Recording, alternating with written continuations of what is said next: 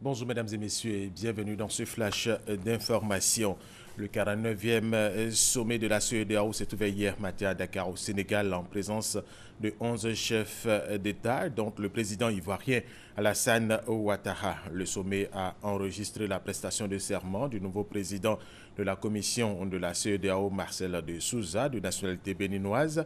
Le président sortant, Macky Sall, a fait le bilan de sa présidence à la tête de l'organisation. Nous y reviendrons à 13 h.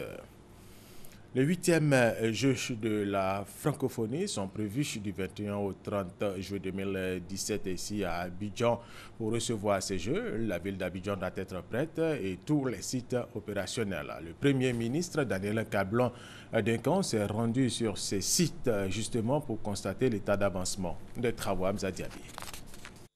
4 000 jeunes venant de 80 pays, 5 000 jeunes volontaires pour aider à l'organisation, 100 millions d'auditeurs et de téléspectateurs. Voilà, entre autres, la mobilisation que va susciter la 8e édition des Jeux de la francophonie à Abidjan 2017. Afin de s'assurer que la Côte d'Ivoire sera prête pour le coup d'envoi qui sera donné le 21 juillet 2017, Daniel Cablon-Duncan est descendu sur le terrain pour s'assurer que les travaux avancent bien sur les sites qui vont accueillir les Jeux. Il faut qu'on soit prêt aux dates concernées. On peut considérer qu'à fin octobre, l'ensemble de ces 3 grands chantiers seront non prêts. Mais n'oublions pas que nous avons 12 autres chantiers, même s'ils sont mineurs par rapport à ceux-ci. Mais les autres fois, nous allons les visiter pour, disons, que nous assurer qu'eux aussi ils avancent. Parce que ce sont ceux-là qui avaient donc des problèmes. Mais globalement, les choses se passent bien. Et je pense qu'on va assister à une belle fête, donc la jeunesse. Disons francophone. Le Palais des Sports, le canal au bois de Trècheville et le stade Félix Houphouët-Boigny seront donc prêts dans moins de 5 mois au lieu de 8. Selon le BNET, le délai est certes revu, mais il n'y a pas d'inquiétude à avoir, la qualité des travaux sera maintenue. On est capable de contracter le délai tout simplement parce que les entreprises ont pris des mesures spécifiques, notamment par exemple le travail de nuit, notamment par exemple l'utilisation de moyens innovants, pour permettre de travailler plus vite. Cette semaine, le Conseil des ministres a décidé de la diminution du coût des visas pour permettre au plus grand nombre de personnes d'être à Abidjan. Le Premier ministre promet de continuer ses visites de façon régulière pour s'assurer que les dates seront tenues. Le gouvernement guinéen, en collaboration avec ses partenaires dans l'OMS, la Croix-Rouge et l'Union européenne, a une nouvelle fois célébré hier samedi à Conakry la fin de l'épisode Ebola, tout en lançant la mise en place de 8 équipes régionales de riposte aux épidémies.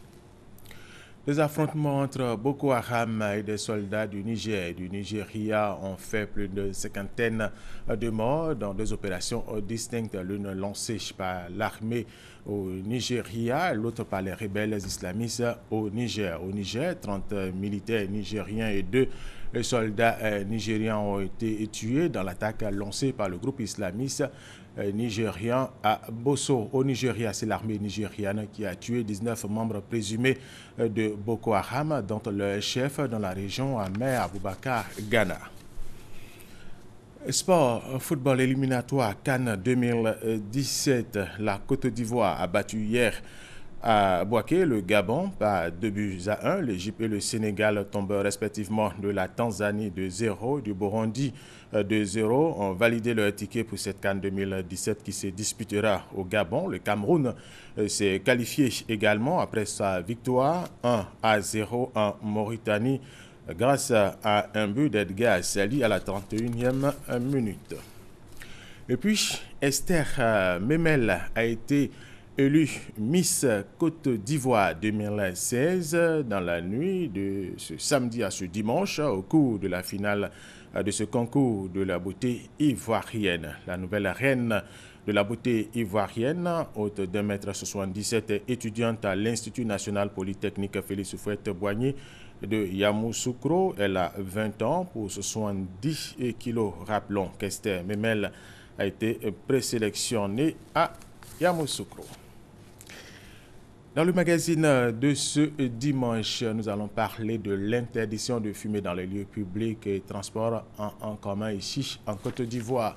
Notre invité sera M. Ernest Zotoa, directeur coordonnateur du programme national de lutte contre le tabagisme. C'est la fin de ce flash d'information. Merci de l'avoir suivi. Je vous retrouve tout à l'heure à 13 h.